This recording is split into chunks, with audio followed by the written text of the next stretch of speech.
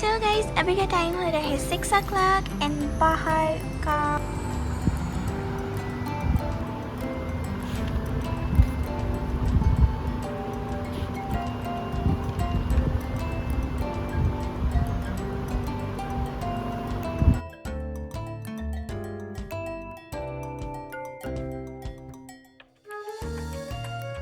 And ये बस मैंने खुद से टेस्ट लिया था अपना, बट या I didn't get a good score, but ठीक है यार, दोबारा अच्छा करेंगे। एट्थ देखते हैं। एट्थ है रीफ्रेन। रीफ्रेन में पूरी लाइन रिपीट होती है, मतलब जो रेपिटेशन नेक्स्ट पढ़ रहा था, इंग्लिश पढ़ी थी, इंग्लिश पढ़ा था या इंग्लिश पढ़ी थी।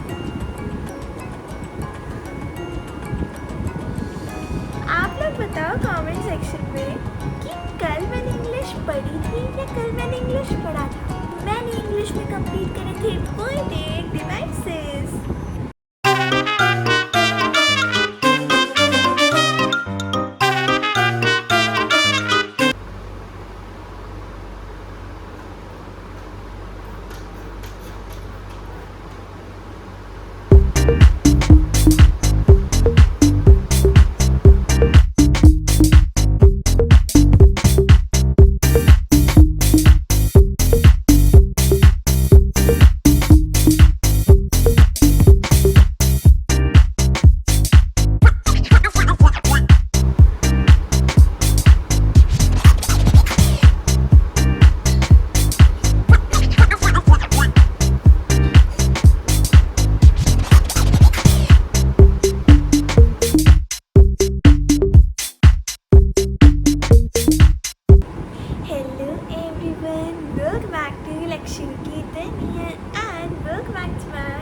Productive study vlog and night study vlog।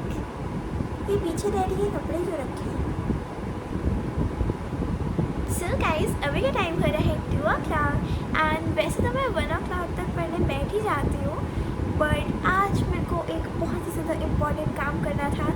जैसा कि आप सबको पता है कि मैं फ़ोन से रिकॉर्ड करती हूँ एंड इतने दिनों से मेरे फ़ोन का स्टोरेज फुल था, ठीक है, मुझे उसको ठीक करना था एंड और वीडियो रिकॉर्ड करने से पहले पीछे का स्टोरेज पूरा खाली करना पड़ता है। एंड अभी मुझे 1 घंटा पूरा इस काम में लगा है, मतलब मैंने 600 या 700 से भी ज़्यादा फ़ोटोज़ एंड वीडियोज़ इसमें से मैं डिलीट करी है। एंड या मैंने ये अपनी डाइनिंग टेबल जो कि मेरे लिए स्टडी टेबल है अभी कुछ दिनों से, तो ये मैंने टेबल भी क्लीन करी थी, अभी आपने देखा होगा वीडियो में। सो गाइस मैंने आपको अपने पिछले व्लॉग में कहा था कि मेरी सुबह से ही क्लास है एंड और भी बहुत सारी रामायण मैंने आपको बताई थी, बट चलो मैं बता देती हूँ। मैंने उस वीडियो में कहा था कि मैं बाकी का व्लॉग मॉर्निंग में कंटिन्यू करूँगी, बट दिन वहीं पे व्लॉग एंड हो गया था तो मैं बता नहीं पाई थी उसमें। तो मैं इस व्लॉग में बता देती हूँ कि जो मेरी सिंगिंग क्लास सुबह होने वाली थी वो कैंसिल हो गई थी। वैसे मैं सुबह 8 बजे उठ भी गई थी, 3 बजे सो गए, फिर मैं दोबारा सो गई। सो गाइस आज के व्लॉग में मैं सबसे पहले रिवाइज करूँगी अपना पहले का काम जो कि मैंने कल करा था एंड कल मैंने व्लॉग शूट नहीं करा था, तो मैं बता देती हूँ कि मैंने कल क्या करा था।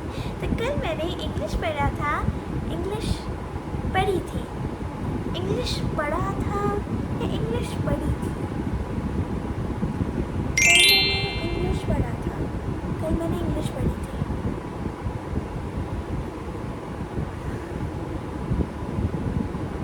आप लोग बताओ कमेंट सेक्शन में कि कल मैंने इंग्लिश पढ़ी थी या कल मैंने इंग्लिश पढ़ा था, क्या सही होगा।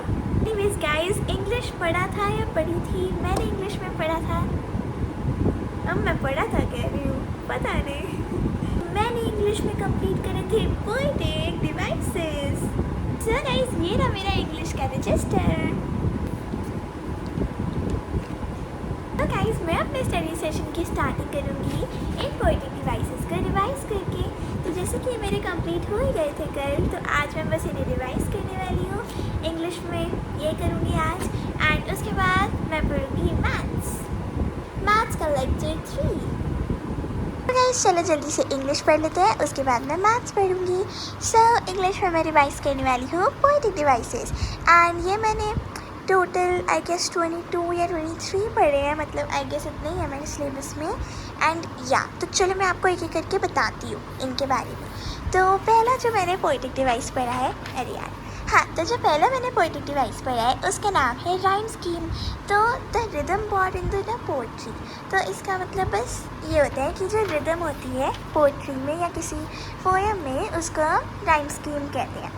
और identified using the last words of each line. मतलब सपोज़ यहाँ पे कोई भी पोएम दी हुई है, तो अगर हमें उसकी राइम स्कीम निकालनी है तो उसके लास्ट वर्ड्स को हमें देखना होगा। जैसे यहाँ पे है हार्ट, यहाँ पे है मूड, यहाँ पे पार्ट और यहाँ पे रूट। तो यहाँ पे जो राइम कर रहे होंगे ना, जैसे हार्ट और पार्ट राइम कर रहे हैं, तो उनको हम ए अल्फ़ाबेट से डोनेट कर सकते हैं, डी नोट कर सकते हैं। मैं डोनेट कह देती हूँ बार बार, इट्स डी नोट, ओके। हाँ, तो फिर उसके बाद मूड और रूट आपस में राइम कर रहे हैं, इसलिए यहाँ पे हमने बी भी लिख दिया। सो या done deliberately by the poet establish rhythm. तो ये जो पोएट होते हैं वो इन्हें डेलिबरेटली यूज़ करते हैं जिससे वो रिदम इस्टेब्लिश कर पाएँ। नेक्स्ट है सिमिली। तो सिमिली का मतलब बेसिकली होता है कि एक दो डिफरेंट थिंग्स को कंपेयर करा जा रहा है, लेकिन उसमें एज और लाइक वर्ड्स यूज़ हो रहे हैं, और ये डायरेक्ट कंपैरिजन होता है। डायरेक्ट कंपैरिजन मतलब कि एक क्लियर पिक्चर माइंड में फ्रेम हो सकती है।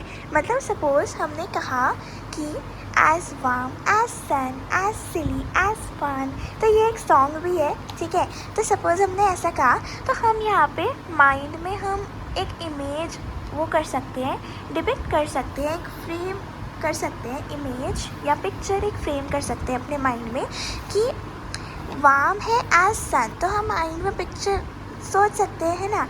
अब अगर एक लाइन आए स्वीट लाइक हनी, तो हम सोच सकते हैं ना कि अगर कोई बेबी है तो वो अगर हनी की तरह स्वीट है, तो हम अपने माइंड में इमेज, मतलब हाँ, तो हम एक माइंड में पिक्चर जनरेट कर सकते हैं उस चीज़ की।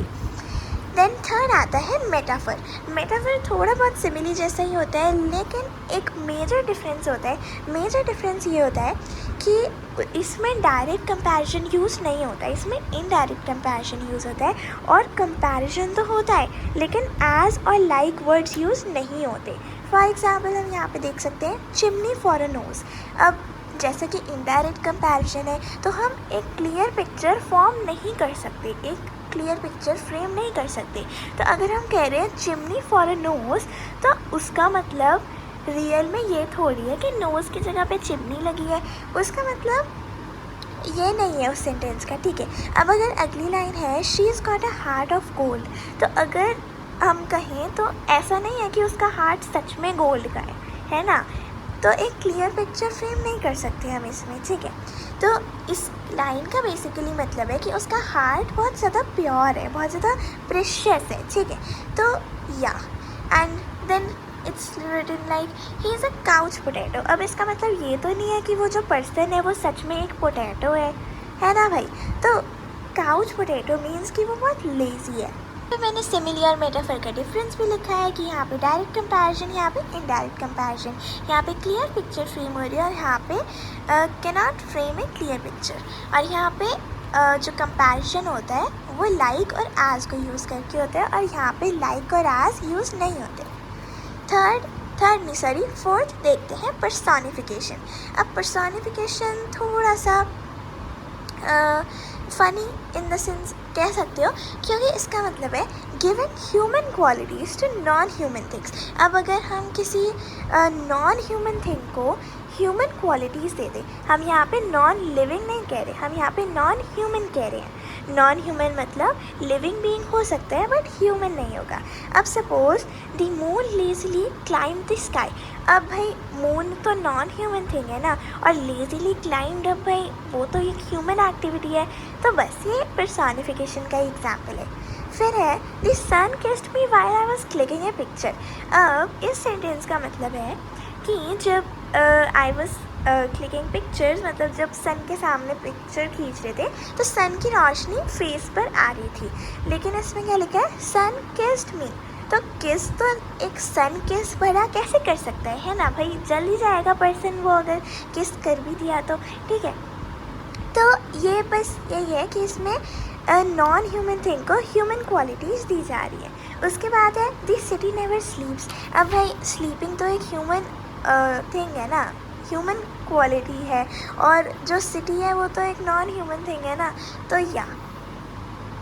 उसके बाद the bed ground when the dog jumped on it. अब ground का I don't know pronunciation of it, like I hope I am correct with the pronunciation, but yeah, ground का basically मतलब होता है scream। तो एक डॉग है, वो बेड के ऊपर जंप करा जाकर, तो डॉग नहीं, हाँ, तो बेड फिर चिल्लाने लग गया। अब बताओ, बेड एक नॉन ह्यूमन थिंग है, अब बेड थोड़ी ना चिल्ला सकता है ना, तो या, क्योंकि चिल्लाना तो एक ह्यूमन क्वालिटी है।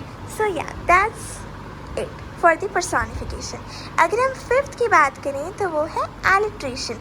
एलिट्रेशन का बेसिकली मतलब होता है टंग ट्विस्टर, मतलब the same initial consonant sound repeats in more than one word in a sentence. अब इसमें क्या होता है ना कि सपोज़ कोई भी सेंटेंस है और उसके कोई वर्ड में ना स्टार्टिंग के जो अल्फ़ाबेट्स होते हैं या जो स्टार्टिंग की कॉन्सोनेंट साउंड्स होती हैं वो रिपीट होती हैं, लेकिन सिर्फ वर्ड्स की बिगनिंग में। सेंटेंस में कहीं पर भी कोई भी वर्ड आ सकते हैं, लेकिन उसकी बिगनिंग में ही रिपीट होते हैं। तो जैसे कि tongue twister like Peter Piper picked a peg of pickled papers, या फिर एक और एग्जाम्पल जैसे कि चंदू की चाची ने चंदू की चाची को ब्ला ब्ला ब्ला, आगे और होता है, ठीक है। अगर हम सिक्स्थ की बात करें तो सिक्स्थ होता है रेपिटेशन। अब एलिट्रेशन और रेपिटेशन में क्या डिफरेंस है? एलिट्रेशन में एक सेंटेंस में कॉन्सोनेंट साउंड रिपीट्स होती है किसी भी वर्ड की बिगनिंग में, और रेपिटेशन में पूरा वर्ड ही रिपीट हो जाता है ना। Repeating a word as a phrase multiple times in a line as throughout the poem. It is used to lay emphasis on something specified. Example जैसे ट्विंकल ट्विंकल या फिर बाबा ब्लैक शीप। 7 देखते हैं anaphora. Anaphora में भी पूरा word repeat होता है रेपिटेशन की तरह, लेकिन सिर्फ बिगनिंग ऑफ द सेंटेंस में। सपोज एग्जाम्पल है, कोई भी पोएम है या फिर कोई भी सॉन्ग है, जैसे कि तुम ही दिन चढ़ी तुम ही दिन ढली तुम ही हो बंधु सखा तुम ही, तो ये ऐसे गाना है। तो इसमें तुम ही ये किसी सेंटेंस के बीच भी रिपीट नहीं हो रहा है, ये सेंटेंस के स्टार्टिंग में ही रिपीट हो रहा है। So this is anaphora. अगर हम कुछ काम की बात करें, मतलब ये भी काम की बात थी बट ये भी काम की बात है, तो अगर किसी राइम स्कीम में ऐसे कुछ भी राइम ना हो रहा हो, सारे अल्फ़ाबेट डिफरेंट हो, तो उसको फ्री वर्ड्स बोलते हैं जो राइम नहीं कर रहे होते। और ये सारे कुछ पोएटिक डिवाइसेस हैं जो कैटेगरी ऑफ रेपिटेशन में आते हैं। 8th देखते हैं। 8th है रीफ्रेन। रीफ्रेन में पूरी लाइन रिपीट होती है, मतलब जो जो एलिट्रेशन था उसमें कॉन्सोनेंट साउंड रिपीट हो रही थी, और जो रेपिटेशन है उसमें पूरा वर्ड रिपीट हो रहा था, है ना। और जो एनाफोरा था उसमें पूरा वर्ड रिपीट हो रहा था, लेकिन सिर्फ स्टार्टिंग ऑफ द सेंटेंस में। और रीफ्रेन में पूरी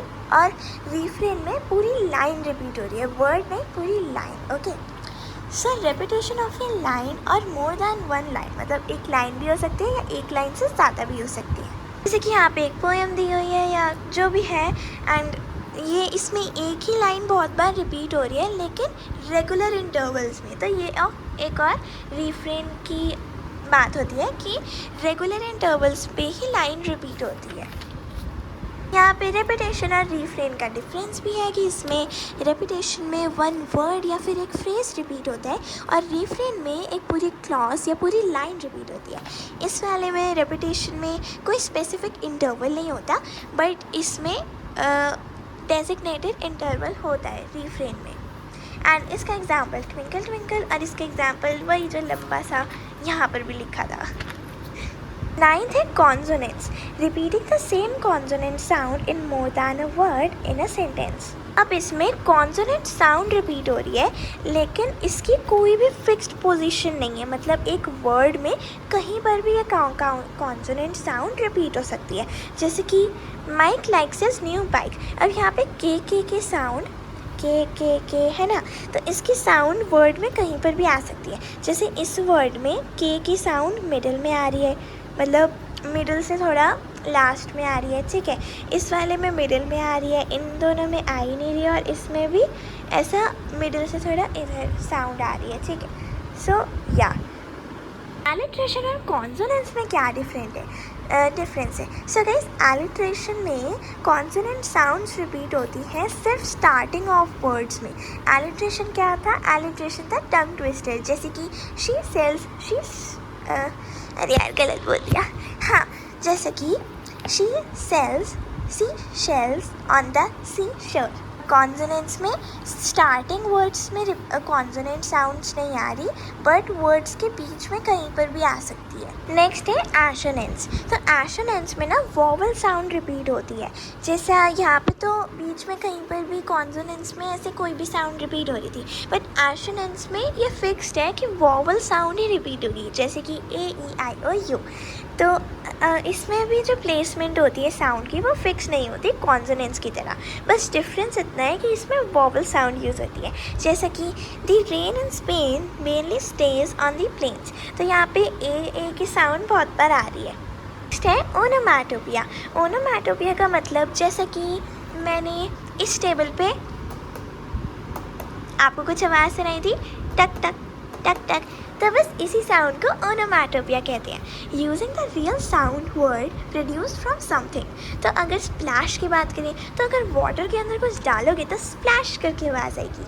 एंड अगर वुफ की बात करें तो वुफ वुफ डॉग्स करते हैं, मू काउस करती हैं, मियाओ कैट्स, और क्वैक क्वैक डक करती है। नेक्स्ट है oxymoron. Using two opposite meaning words between side by side does not stand very meaningful। अब सपोज हमने दो ऑपोजिट मीनिंग के वर्ड्स को साथ में चिपका के खड़ा कर दिया। Suppose living dead. अब लिविंग का मतलब भाई कोई जी रहा है, और डेड का मतलब कोई मर गया। तो ये दो ऑपोजिट मीनिंग्स के वर्ड्स हैं जिनको साथ में चिपका दिया गया है। अब इसका मतलब, जैसे कि डीमंस में आपने देखा होगा कि डीमंस असल में तो मरे हुए होते हैं, बट वो फिर भी जी रहे होते हैं, तो उनके लिए ऐसे वर्ड्स यूज़ किए जाते हैं, लिविंग डेड। अब जैसे कि बिटर स्वीट, तो ये भी दो अलग ऑपोजिट मीनिंग्स के वर्ड्स हैं जो साथ में चिपका दिए गए हैं, ठीक है। फिर है डेडली गॉर्जियस। अब डेडली गॉर्जियस का मतलब वेरी गॉर्जियस, बट डेडली का मतलब कुछ और होता है, गॉर्जियस का मतलब कुछ और होता है। So this is all oxymorons. इसके बाद है antithesis. Antithesis, I hope I'm pronouncing it right, but yeah, a sentence have two opposite ideas in it। अब ऑक्सीमोरॉन में क्या था? two opposite meaning words थे, और इसमें two opposite ideas हैं। Creates a meaningful phrase. अब यहाँ पे ज़्यादा मीनिंगफुल फ्रेज नहीं बन रहा था, बट यहाँ पे थोड़ा मीनिंगफुल बन रहा है फ्रेज, ठीक है। जैसे कि फायर एंड आइस। अब फायर और आइस तो भाई दोनों ऑपोजिट आइडियाज़ है ना भाई, फायर और आइस एक थोड़ी ना हो सकते हैं। तो फायर एंड आइस, तो यहाँ पे एंड वर्ड भी डिफ्रेंशिएट के लिए यूज़ करा है। अगर हम इनके डिफरेंस की बात करें तो ऑक्सीमोरॉन में दो डिफरेंट वर्ड्स होते हैं जो साथ में टू ऑपोजिट मीनिंग वर्ड्स, ठीक है, साथ में जुड़े होते हैं, जैसे कि बिटर स्वीट। और एंटीथेसिस में in a sentence two opposite idea साथ में होते हैं विद ए वर्ड एंड, ठीक है, एंड या किसी भी बीच में डिफ्रेंशिएट करने वाले वर्ड के साथ। Then irony. What is being said is different than what it means. Actual meaning is different from what is said. अब सोचो कोई मतलब क्या एग्जाम्पल लूँ, चलो यही वाला लेते हैं। अब suppose the butter is as soft as a marble piece. अब आयरनी का मतलब बेसिकली ये होता है कि जो आप बोल रहे हो ना, आप जो बोल रहे हो आप वो मीन नहीं कर रहे हो। मतलब सपोज़ इसने वो कहा कि जो बटर है वो as soft as a marble piece है। अब मार्बल पीस तो बहुत ही ज़्यादा हार्ड होता है, और अगर कोई कह रहा है कि butter is as soft as a marble piece, तो इसका मतलब है कि बटर हार्ड है। लेकिन कहने का तो ये बन रहा है ना कि बटर सॉफ्ट है, लेकिन कहने का मतलब ये है कि बटर हार्ड है, क्योंकि यहाँ पे मार्बल पीस भी है। नेक्स्ट है allusion. It is the indirect reference to a person or animal or a thing। Place भी है। जैसे कि आप किसी से बात कर रहे हो और बीच में आप किसी इनडायरेक्ट रेफरेंस लेते हो किसी चीज़ का, किसी एनिमल का या किसी पर्सन का या किसी जगह का। सपोज़ आपने कहा यू हैव रुपांजल हेयर। अब आप किसी से बात कर रहे हो और आपने बीच में आप रुपांजल को ले आए, तो this is a indirect reference, ठीक है। इसका मतलब है कि आपके बाल बहुत ब्यूटीफुल हैं अगर आपने ऐसा कहा है तो। या देन नेक्स्ट है imagery, using any of our 5 senses to imagine what is being said. अब अगर हम अपने किसी भी 5 सेंसेस में से 5 को या उनमें से किसी भी एक को अगर हम यूज़ करके कुछ इमेजिन कर पा रहे ना, तो उसको बस हम इमेजरी कहते हैं। 5 सेंसेस क्या होते हैं?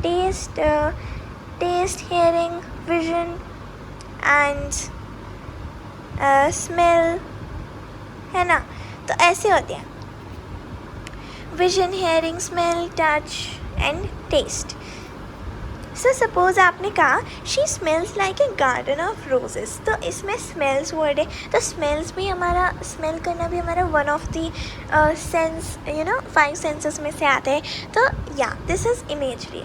17 आता है थोड़ा फनी कह सकते हो, पर्सोनिफिकेशन की तरह, मतलब इंटरेस्टिंग कह सकते हो, फनी इन द सेंस, ठीक है।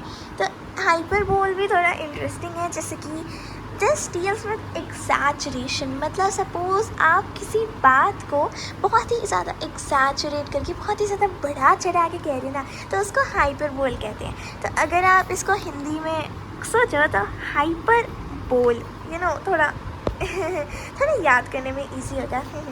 तो इसका एग्जाम्पल है she laughed so loud that the house started shaking. अब बताओ कोई इतना ज़्यादा ज़ोर से हंस कैसे सकता है कि पूरा घर ही हिलने लग जाए? मतलब कोई इंसान कितना भी ज़ोर से हंस सकता है पर घर तो शेक नहीं करेगा ना। सो दिस इज़, इसको एग्जैचुरेट करके बोला जा रहा है। Then this is the worst biryani in the world.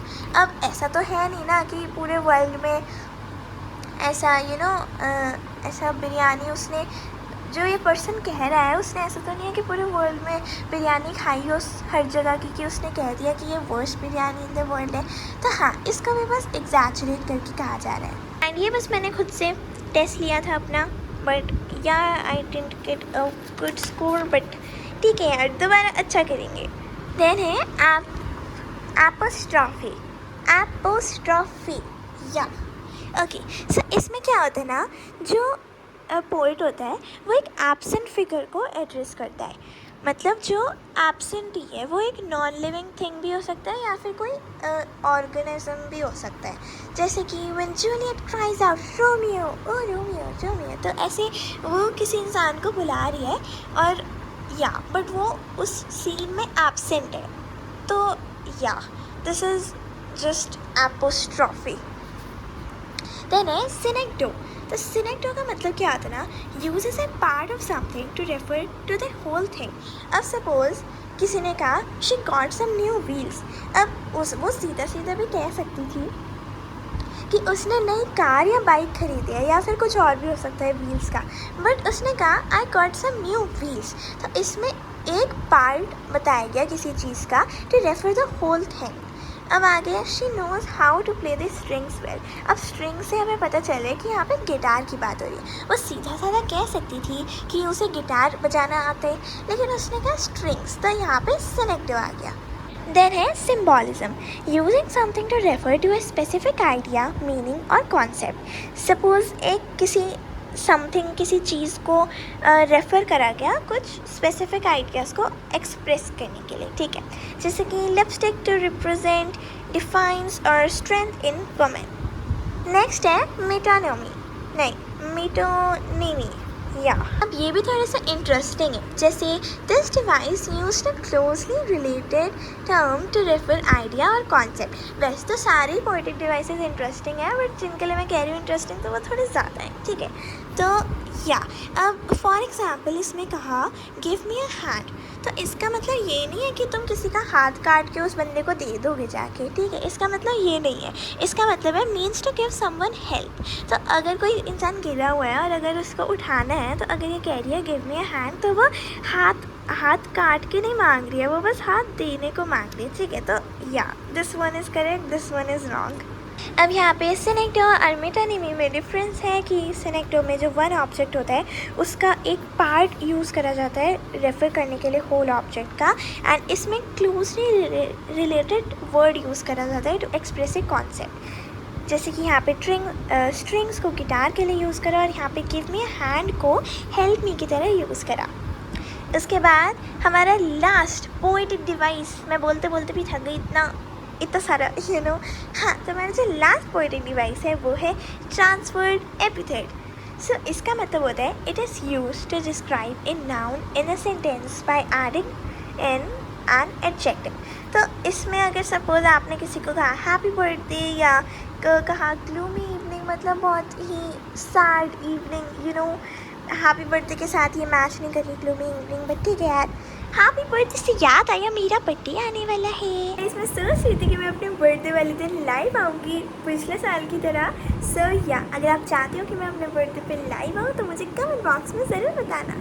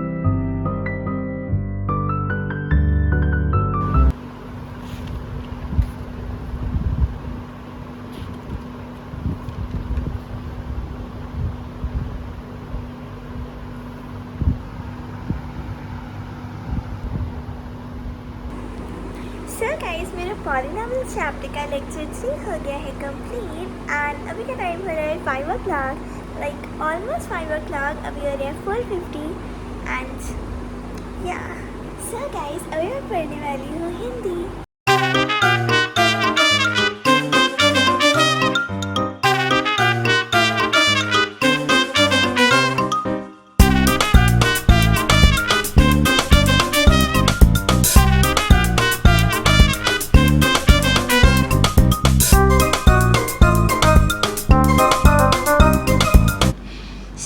अभी का टाइम हो रहा है 6 o'clock एंड बाहर का आसमान कुछ ऐसा दिख रहा है।